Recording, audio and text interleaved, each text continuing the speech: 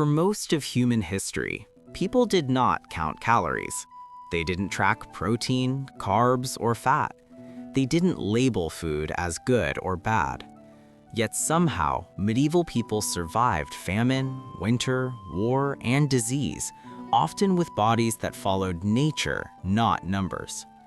In the medieval world, food was not chosen by desire or diet trends. It was chosen by the season. Spring fed the body differently than winter. Summer eating was not the same as autumn survival, and every meal followed one unbreakable rule: eat what the land allows, not what the mind wants. This is the forgotten system that shaped medieval diets, a system built around seasons, not calories. In the medieval world, food was not a matter of preference. It was a negotiation between humans and the land. There were no warehouses filled with endless choices, no ships bringing fruit from distant continents, no machines preserving freshness. Every village, every household depended entirely on what the surrounding fields, forests, and animals could provide at a given moment in time. Seasons ruled everything. Spring was not simply a pleasant time of year, it was a moment of fragile hope. After long winters of scarcity, stores ran low, bread became thinner, portions smaller. When the first greens appeared, they were not seen as side dishes, but as signs of survival. Nettles, wild herbs, early vegetables, and young shoots entered the diet not because they were fashionable, but because they were available. Food followed the soil's rhythm, not human desire. Summer transformed the diet again. Fields were active, animals produced milk, and fruits ripened, but abundance did not mean excess. Without preservation methods, fresh food had to be eaten quickly. Meals became lighter, not by intention, but by necessity. Milk spoiled quickly, vegetables wilted, nothing could be stockpiled. Autumn was a turning point. Harvest season was intense, both physically and emotionally. Entire communities focused on gathering grains, apples, and vegetables. Every crop represented security. Bread meant survival. Failure meant hunger. Winter ended all illusions of abundance. What remained was what had been preserved: salted meat, dried grains, fermented vegetables.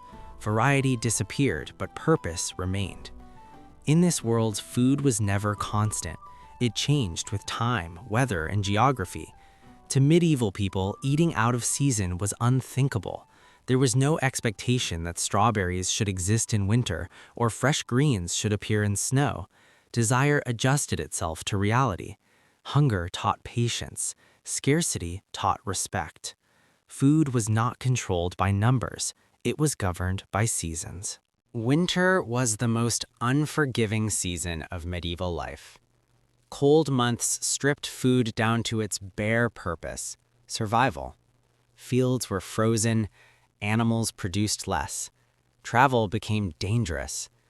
Every meal reflected the harshness of the environment. Diet during winter was repetitive, heavy, and deliberate. Bread formed the backbone of daily nourishment.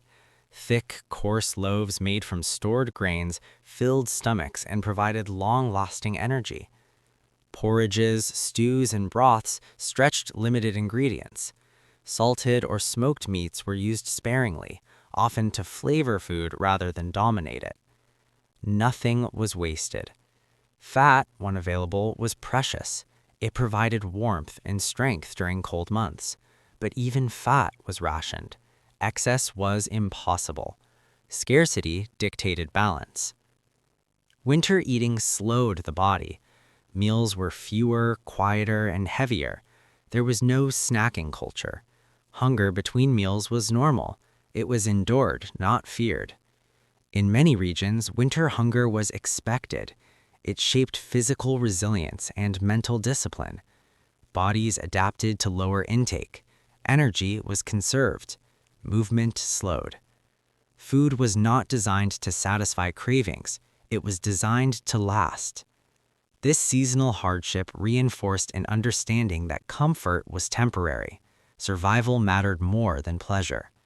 Winter taught restraint, a lesson embedded deeply into medieval food culture. Summer in medieval life was a contradiction. It was the season of growth, warmth, and longer days, but also the season of relentless labor. Farming demanded constant physical effort. Fields required attention from dawn to dusk. Bodies were active, sweating, and exposed to heat. Food responded naturally. Fresh vegetables, herbs, fruits, and dairy became available. Meals were lighter, not because of health philosophy, but because heavy food spoiled quickly. Milk had to be consumed fast. Fruits ripened and rotted within days. Eating was tied to immediacy. There was no hoarding fresh food. There was no excess preservation. People ate what was ripe today, knowing tomorrow might be different. Summer meals were frequent but simple. Bread remained present, but portions adjusted naturally. Meat was less central. Freshness replaced heaviness. The body burned energy through work. Food replenished it without overloading it.